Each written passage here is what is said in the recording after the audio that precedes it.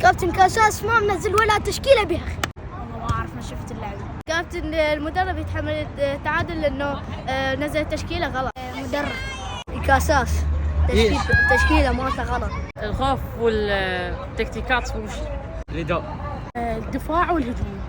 المدرب من ورا كاساس من حسين لانه هو شربط. محمد علي مزيان كاساس. يعني الكابتن ما نزل تشكيله زينه. ليش ما ينزل بعد؟ يعني خلينا انا من حسين طلعه. ايه